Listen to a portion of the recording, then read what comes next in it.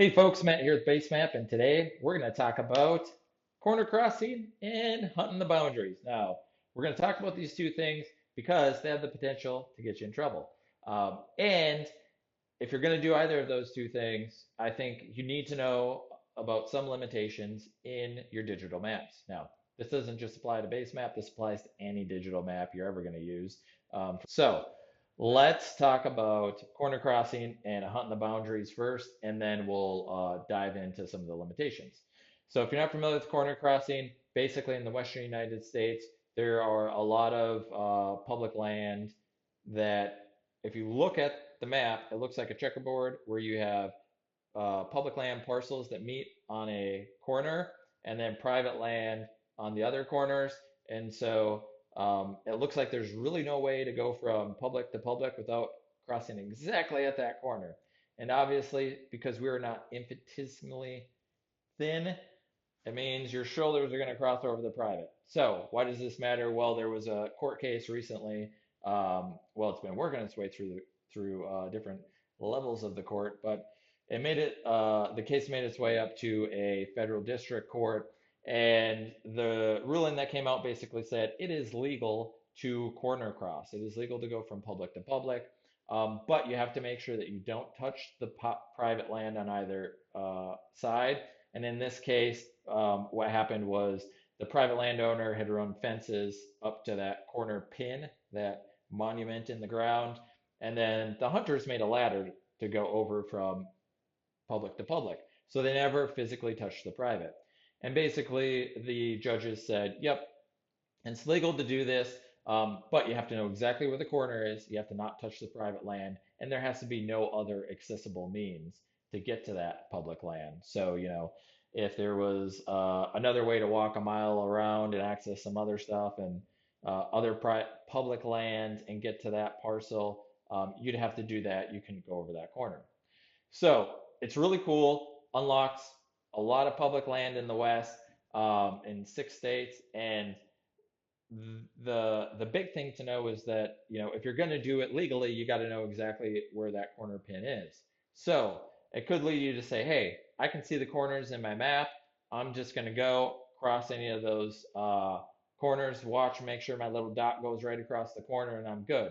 That's not what the ruling says. It says you have to know exactly where that corner is. And really, the only way to know exactly where that corner is to have a surveyed marker. Surveys are really the legal way to know the boundaries in any state. Now, since we're talking about boundaries of private land and public land, let's talk about just boundaries of private land in general. So, there's a lot of folks who like to hunt or crowd the boundary, right? You like to put your stand right on where that boundary is between two different parcels. And maybe it's because there's a funnel or a trail that just it's the spot you got to be at. Um, that's great if you know exactly where that surveyed boundary is. Now, again, I'm talking about surveys. Why am I talking about surveys? Well, in basically every state, every county, the way that you know exactly where boundaries are is through a legal survey. So, if you don't know where the legal survey boundaries are, you can get an idea of those using your mapping application, right? Now, why do I say an idea and not exactly know where those boundaries are? Well, for a couple of reasons, and we're going to dive into those now. So here are three kind of limitations that any mapping platform has when it comes to knowing exactly where you are, exactly where you stand. And they are one, the satellite imagery themselves has limitations in its accuracy. Two, the property boundaries, both public and private, have limitations in how accurate they are. And then the third source or third limitation is the actual device itself, right? And the accuracy of that GPS. So let's dive into each of those in turn. First, the satellite imagery. So you might hear somebody talk about like 30 centimeter or 15 centimeter satellite imagery. And basically what that means is, if it's a 15 centimeter satellite imagery, each pixel in that imagery represents a 15 centimeter by 15 centimeter area. So The smaller the pixel, the higher detail accuracy you have, or the higher detailed imagery you have of the actual surface of the Earth. Now, this is great because you can really pick out, fine details like individual trees or rocks or small little paths that, could represent a deer trail, something like that in the imagery. Um, and typically, what happens is the less resolution you have, 30 centimeter uh, satellite imagery doesn't have as high of horizontal accuracy as 15 centimeter. That so when you're actually on the ground, and if you were to reference where does the satellite imagery say I am versus where I'm actually standing, there's error in that imagery. So the way that you actually try to georeference the imagery to the ground is as those satellites are orbiting the Earth, or those planes are flying over, they're capturing imagery, capturing imagery, capturing imagery. There are what we call ground control points on the surface of the Earth. And those ground control points are known locations of the Earth that are visible to the sky, and we know those locations with high accuracy. And those ground control points then are used to reference an image to um, the surface of the Earth, and then you start to stitch all the other imagery that you captured while orbiting or flying that plane around it. And you do that for different images and adjustment processes to say, okay, here we go. Now we believe we have an accurate representation um, of imagery of what's actually there on the surface of the Earth. Now, that introduces some error, and lots of times, in urban areas, more care and a higher quality imaging is done to make it as accurate as possible because you're trying to pick up finer detail. And so the, imagery in an urban area might be, let's say, 7.5 centimeter or 15 centimeter, generally speaking, and that might have error of only like 1 to let's say 3 meters horizontally. So if you were standing there looking at the imagery on your phone and looking at the GPS location, and then could almost reach out and touch where the actual location is, or in some cases you might be right on it. But as you tend to get into more rural areas, the imagery oftentimes isn't as accurate. It might be more like 20 or 30 centimeter, and then start to have, let's say, error of 5 to 10 meters. Now, in that case, you start to get pretty far off from where the actual location is. And so that's one limitation that you have to be aware of. You might see that if you're actually, out boots on the ground, standing on a rock, and you look, and you can see, let's say, boulders that have some sort of defined shape, and you might be like, oh, it's not, doesn't look like I'm quite where I am standing. So, anyways, one source of limitation.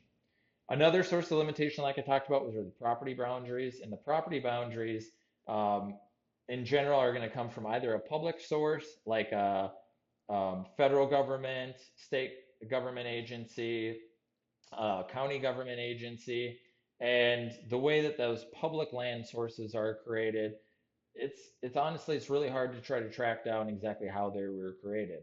Um, it could be from like a meets and bounds method where somebody is reading a legal description of where the boundaries are, and then they're plotting those out geographically using, some, again, kind of known ground control points. You could know where exactly section corners are, and then you're starting to read those descriptions, and you have a GIS analyst plotting out that boundary. But it's oftentimes not an actual surveyor out there with boots on the ground taking, um, readings of exactly where those boundaries are. Could be, it could not be. Lots of times in the files from those agencies, they'll say that the accuracy is like 1 in 24K, and they'll say that, the horizontal accuracy on the ground could be, let's say, 40 feet in terms of where that actual property boundary is in reality. So it's always good to make sure that you're looking at, the physical reference of where real survey boundaries could be. A fence line, looking for corner posts, right? Some sort of monument to give you an idea that the boundary that you're seeing in your imagery lines up with, what you're actually, what's around you.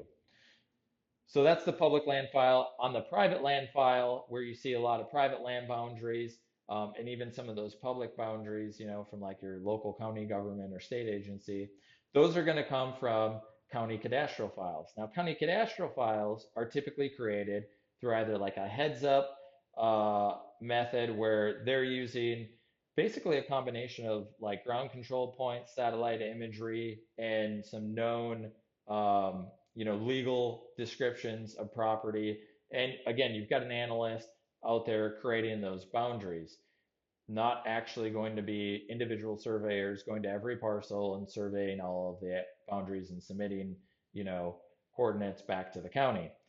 The other way that those files get created is through meets and bounds, where it's really just somebody reading all of the legal descriptions and, here's the bearing to this and this section and that corner, and they're creating that boundary again from some starting ground control points, some known locations, and then they're attempting to map it out from there. You can imagine how, a little error in one spot kind of starts to compound or gets added throughout the rest of the system. Now, in some states, as properties change hands and surveys are submitted, those surveys are sometimes required to go to the county, and the county may incorporate those into the cadastral file, but they may also not because they may not have the resources or the manpower to. In the cadastral files, you'll often see a disclaimer if you go to your local county website saying that these are not the surveyed boundaries. And that's true. They're not the survey boundaries. They're not meant to be that. They're meant to be a representation of where boundaries are and to give the citizens an idea of relative property boundaries. Um, and they're really more used for that purpose than for the actual, legal boundaries. The legal boundaries are supposed to come from that description in your deed and then, a survey. So anyways, that uh, can lead to some error.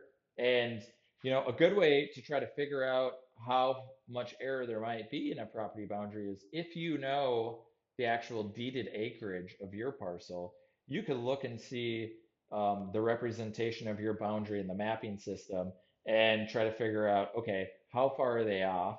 The farther they're off, the worse the boundary probably is. The closer they are together, probably the more accurate the boundary is.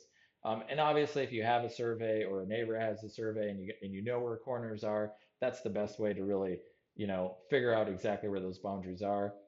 In my instance, when we purchased our property, we had a surveyor mark out all of the corners. Those are all marked. So I know where the corners are. I can go stand at those corners. I can, drop a pin and try to figure out more so where the boundaries are, a little more accuracy than necessarily where the uh, the actual county cadastral file boundaries are showing. But there's still some error even when I do that because of the third source or the third limitation in any mapping system. And that's going to be the actual device that you're using to take your own GPS reading. So that is another limitation. And while cell phones are good, they're not survey grade equipment. They're not even to the standard of like, let's say, a standalone GPS unit that you could purchase. So the typical accuracy of the GPS on your phone is going to be around, 5 meters in a clear sky situation. So it could be better, could be a little worse, but on average, that's where it stands. Now that accuracy is going to degrade as you get into dense canopy cover, rough terrain, or if you have other obstructions, like let's say you're in an urban area with tall buildings, right? All of these things can influence the accuracy of that GPS location.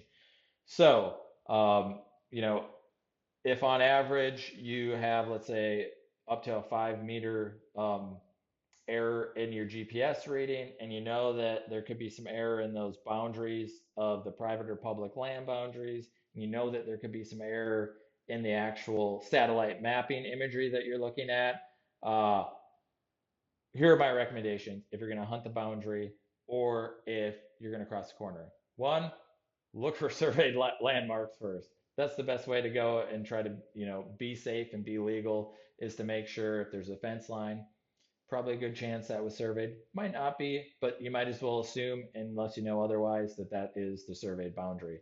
Um, if you're going to cross the corner, you got to find the corner pin. You got to find the monument. You got to know exactly where it is. And if you're going to, hunt a boundary, like try to find the actual surveyed corners at least. Talk to your the other landowners and figure out where those boundaries are. And if you can't, or for some reason you're unwilling to, then give yourself a wide berth. A wide berth being um, at least probably, I typically try to stay at least 10 yards, 10 to 20 yards off of any boundary, just knowing that there's error, the potential for error. So, anyways, hopefully this helps you stay safe out there in the field and legal, and have a good time hunting. And check out BaseMap if you haven't. Thanks.